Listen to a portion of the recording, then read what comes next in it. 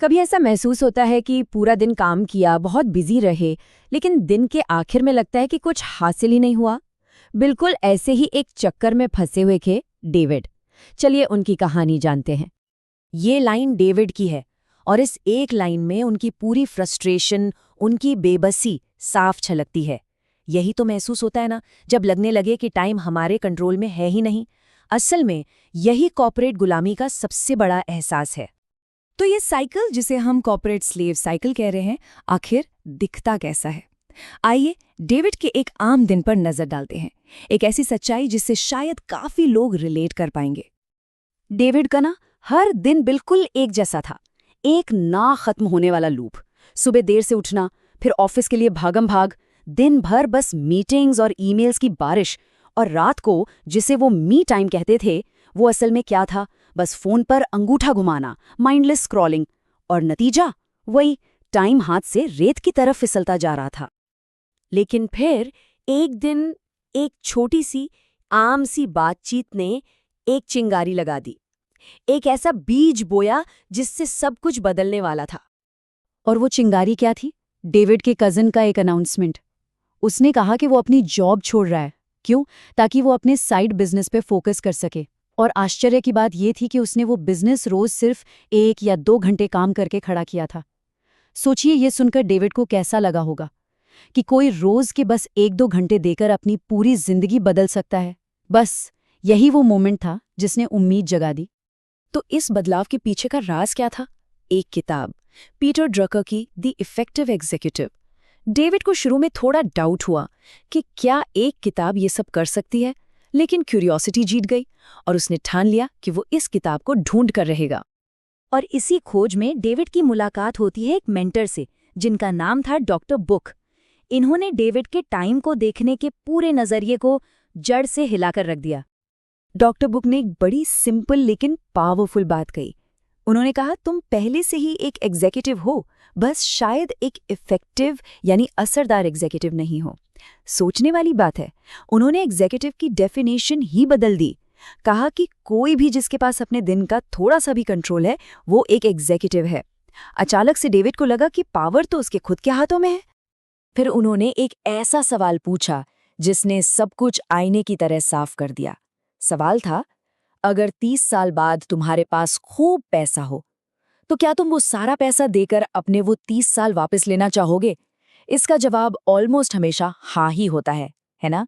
और यही से ये एहसास होता है कि वक्त यानी टाइम हमारी सबसे कीमती, सबसे रेयर चीज है।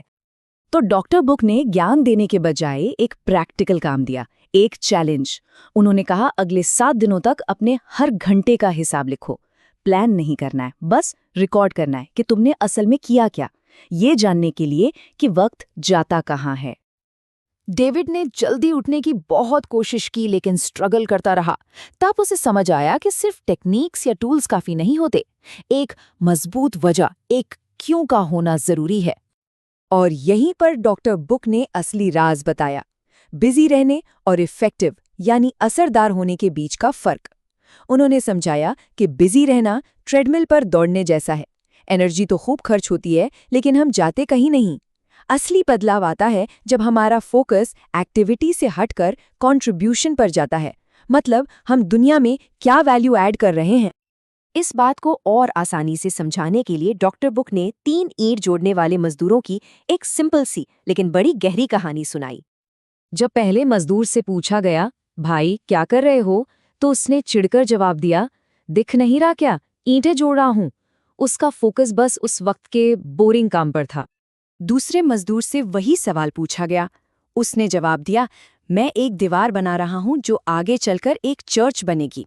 इसका नजरिया थोड़ा बेहतर था, थोड़ा बड़ा था, लेकिन फोकस अभी भी काम पर ही था।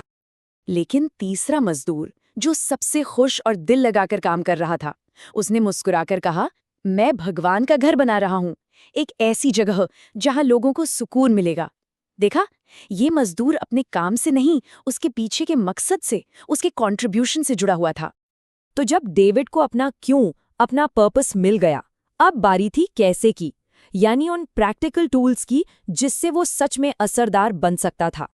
और यहाँ पहला लेसन ये था कि इफ़ेक्टिव होने का मतलब ज़्यादा काम करना बिल्कुल नहीं है। इसका मतलब है सिर्फ सही काम करना। इसके लिए 2 लिस्ट्स बनाना बहुत ज़रूरी है। पहली, स्टॉप डूइंग लिस्ट। वो काम जो कोई वैल्यू ऐड नहीं करते, उन्हें करना बंद कर दो। और दूसरी, ऑफलोड लिस्ट। वो काम जो कोई और भी कर सकता है, उन्हें डेलीगेट कर दो। लेकिन इन सब में सबसे पावरफुल टूल क्या है? वो है रोज-रोज छोटे-छोटे फैसले लेने के बजाय एक बड़ा हाई क्वालिटी डिसीजन लेना एक ही बार में। इसे कहते हैं एक नॉन नेगोशिएबल डिसीजन, यानी एक ऐसा फैसला जिस पर कोई बहस नहीं होगी। फॉर एग्जाम्पल, रोज सुबह उठकर ये डिसाइड करने के बजाय कि आज उठूं या नहीं, एक बार में डिसाइड कर लिया मैं रोज सुबह 7 बजे उठूंगा, पीरियड। इससे होता यह है कि जो डेली विल पावर की लड़ाई है ना, वो खत्म हो जाती है और वो काम धीरे धीरे आदत बन जाता है। तो क्या हुआ जब डेविड ने अपने मकसद को सही टूल्स और कंसिस्टेंसी के साथ जोड़ा? चलिए देखते हैं 1 साल बाद क्या बदलाव आया। 1000। सिर्फ 1 साल के अंदर डेविड के नए हेल्थ सप्लीमेंट बिजनेस के 1000 रेगुलर कस्टमर्स बन चुके थे। डेविड की जिंदगी पूरी तरह बदल चुकी थी। वो 3 महीने पहले ही अपनी जॉब छोड़ चुका था और अब वो अपनी जिंदगी और अपने बिजनेस का एक सच्चा असरदार एग्जीक्यूटिव था। इससे ये साबित होता है कि हाँ, ये ट्रांसफॉर्मेशन बिल्कुल पॉसिबल है। कहानी तो यहाँ खत्म होती है, लेकिन ये जो सफ़र है, ये कहीं ना कहीं हम सबका है। और ये हमें एक आखिरी सवाल के साथ छोड़ जाती है कि अगर कभी किसी डॉक्टर बुक से मुलाकात हो, तो वो कौन सी एक चीज़ होगी जिसे बदलना चाहेंगे?